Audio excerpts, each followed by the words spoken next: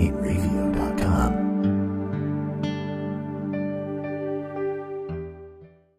All right, so we have with us today B, our guest, who is from EJ. I'm sorry. EJ. And that comes from? EJ stands for my two boys, Eric and Jack, who have autism.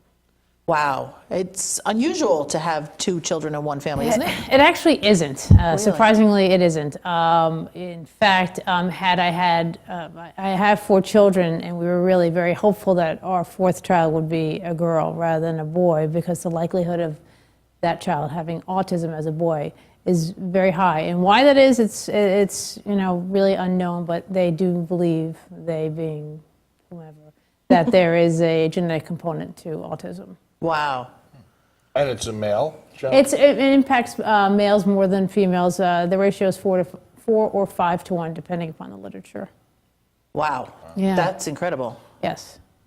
Huh. I didn't know that. So you started the foundation because of that? Well, I started the foundation because when my boys were diagnosed with autism, we had so many services in the home, and my husband and I could not reach the kids the way these teachers did that came into the home, and then eventually when my kids went away to different programs, and we were so grateful for it. And basically, how do you give back? How do you show your gratitude? So I decided to run the New York City Marathon.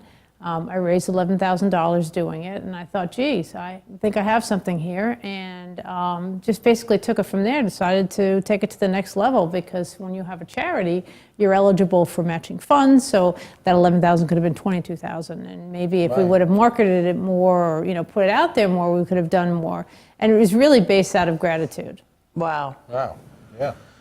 So where do those funds go? I mean, you collect all of this, and then what do you do? So we have a variety of events that we do throughout the year, and all the money that we raise stays on Long Island and actively supports programs that work with children diagnosed with autism. So we're all about taking care of the kids now. We're all about giving back now, and all the money stays here locally. So basically, where your money's going. Okay. Very nice. And you have something coming up called Real Aid? Yes, our Relay Walk is coming up actually this weekend. We're going to be walking right past you. But it's a relay, it's a walking relay. So it starts in East Islip, and we carry a baton. And it starts at On a Whim, that's a local business in East Islip. And we walk about 4 miles to Oakdale. And in Oakdale, we pass the baton to people who are from that area, from the Oakdale, Bohemia area. And they walk to Sayville, and Sayville folks take the baton and they walk to Patchogue. Patchogue folks take it and they walk right past here, and actually take it all the way out to Bellport, and the Bellport to Mastic, et cetera, and so forth. And so we make it out to Hampton Bays that day, and then the following day we get up and walk out to Montauk. And how many people take part in that? It's a relay, so it really depends on the stop. So there's we could have 20 people at a stop, or we could have one person at a stop. It really depends on how we get the word out there. This is more of a logistics than anything. We have police escort, so we can never have more than 20 people per stop anyway. And when I say we have the one person, that's usually the 5 a.m. stop in the morning. That we start out so in it's around the clock. No, it ends usually at 7 o'clock at night, right around 6:30, 7 o'clock at night, and then 5 o'clock the next morning we start again. And that's usually me, although we did have two people last year that were brave and intrepid that started out in the Hamptons. The time in one hand, bagel in the other. Yeah, pretty much. If you're that brave, sometimes you might not want to have anything to eat or drink prior to the walk. So how far does each person walk? 4 miles? Anywhere from the distances vary, but anywhere from 3 to 7 miles, depending upon. So you basically look at.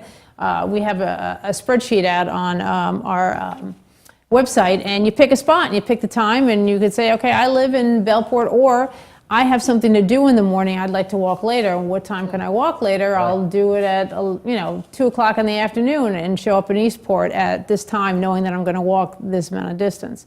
So it's very flexible. So even people that are busy that day, most people aren't busy at 5 in the morning or 6 o'clock in the morning. Right. But I know, especially on a weekend. Yeah, not everybody wants to get up. I recognize that. But if you want to get up and support a great cause, we're the one. And the date on this? May 21st and May 22nd, so this weekend coming up, so it's very cool. Wow. Nice. So it's Saturday and Sunday? Saturday and Sunday, yep. No, Saturday gets us out to the Hampton Bays, and then the following day gets us out to Montauk. So Saturday, you're going to be coming, you're the one coming? I'm right going to by be you? walking right past you. I walk right past this. Our stop is actually Burger King, and we pick people up there, and they walk out to Camp Aquatic. That's the next stop. Camp Aquatic, yep. Very, very familiar. Yep. Yeah. That's a long walk.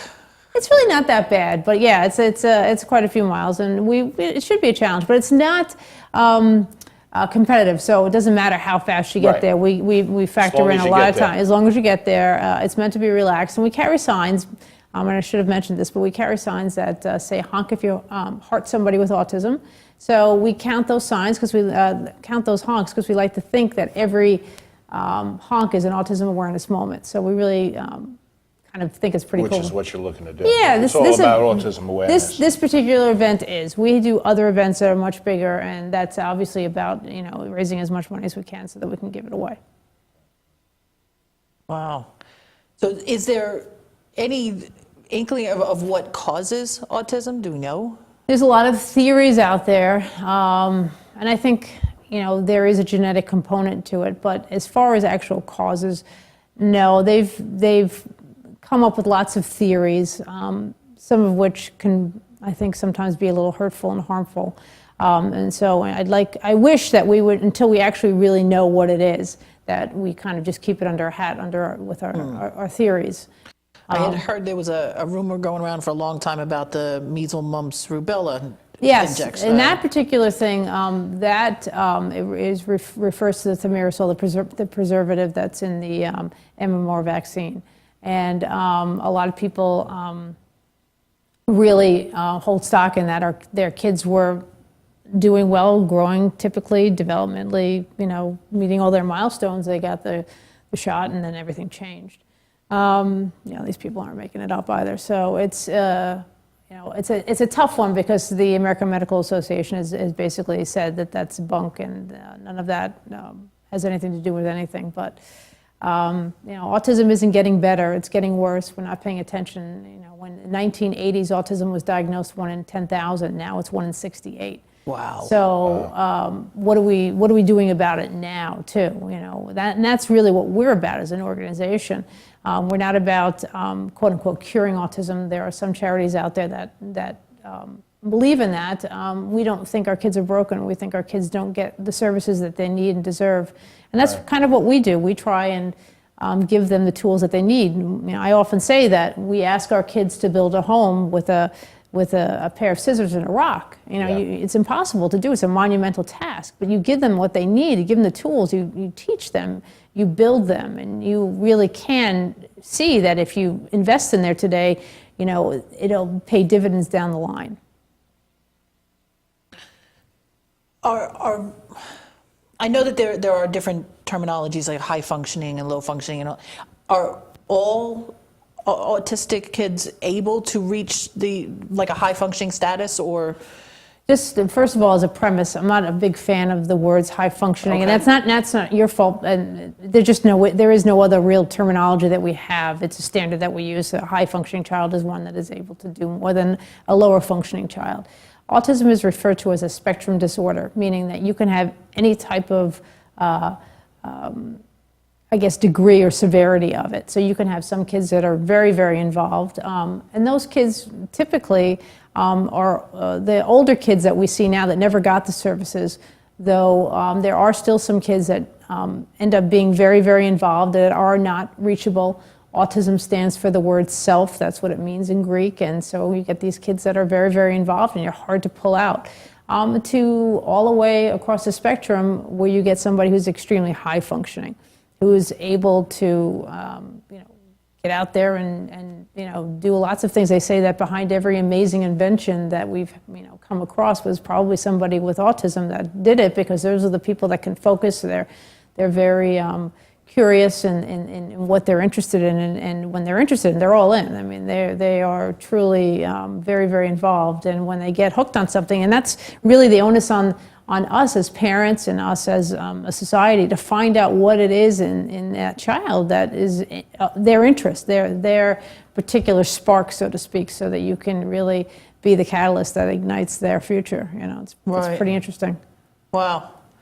I did hear that. At one point I heard that they thought that Einstein was on the spectrum. Yeah, that's, that's a theory. There's lots of famous people, I suppose, that Einstein is definitely the most famous, and probably because he was a delayed talker too and was thrown out of school, didn't do well in school, and there's lots of reasons for that. I mean, look, at the end of the day, there are a lot of people that will say that there are kids that fall through the cracks in the school district that are doing very well, but just barely get through, and they may have some degree of disability. It may not be bona fide autism per se, but it may have some sensory component in it, or it may have some autism-like things in it.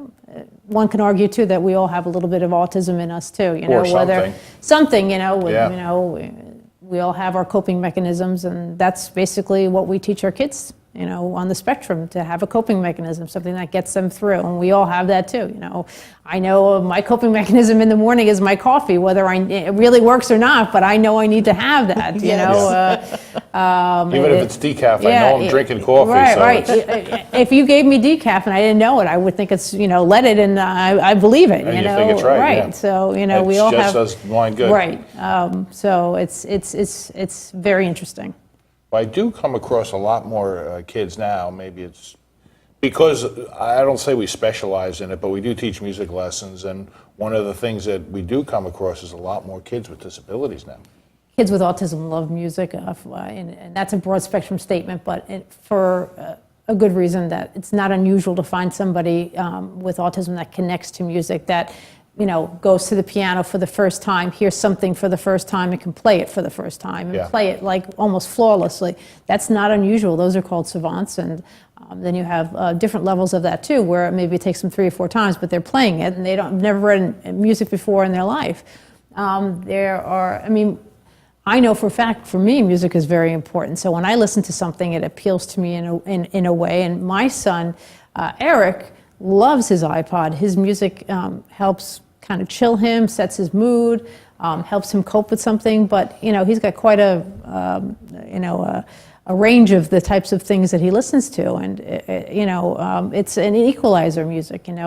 He can play something, you'll say, I really like that. So I like that Jimi Hendrix song too. Well, now you talk to him about it, and now you've created an open conversation, and you've created an opportunity to communicate. So that's what I mean by an equalizer. Well, yeah, they do seem very intelligent. It seems like it's there. You just have to be able to tap into that and get to it in the right way. Yes. But I do notice that with a lot of my students. I mean, I teach students with a lot of different disabilities and so forth, and autism, but yeah, it's like, it's there. It's just you have to figure out a way to tap it and get it to. And it could be even as work something for you. as, that's not the instrument they want to play, but they're stuck with it for whatever reason, and they have to. And, if you gave them the drums instead, you'd have the next, I don't know, Tommy Lee or Charlie Watts. I mean, you don't know, You don't know. That's the beauty of our kids in many ways, is that their potential is untapped. And that's kind of, what we need to do more of as a society, and think about what they can do. We spend so much time focusing on what they can't do, but rather, engage them and allow them to shine, and give them the opportunity to do that. Oh, that's great. So how would someone get involved in your foundation? Well, you can go on our website and check us out. That's www.EJautismFoundation.org or .com. We're readily, easy to find. And we have opportunities to do all kinds of things, which would be participate in our events, volunteer for our events, come up with ideas to raise money for us, work with us. We really kind of understand where the money needs to go, and because we are a charity, we're able to really do that. And we work with other charities too on Long Island, and that's a wonderful thing when everybody works together, so we can actually do some even greater good. But the opportunity is endless to be able to work with us in whatever capacity, whether it's volunteering directly or volunteering, on the internet way, putting it out there about us, getting us out on Facebook more, and tweeting about us. People need to understand that if you really invest in our kids today, you pave their future, and you really, help them grow into the people that they really can become. Right. We'll have to talk more and see if there's more we can do for you. I love Absolutely. it. Yeah, next year we'll have to make this a stop instead of the Burger King. You know? There That's you right, go. absolutely. It's not like we eat in the Burger King. We do use the bathroom. Just saying. Well, we do have a bathroom. Oh, good. Okay, so one more time, your email, your website. It's www.EJautismFoundation.org. We're on Facebook. You can find us that way too. And my name is B. Husta Peterson. I'm the founder of EJ Autism Foundation. Wonderful. Thank you very much. Thank you. Thank you for coming. Thank you so much for having me. It's been really a pleasure. Thank you. Eat, read,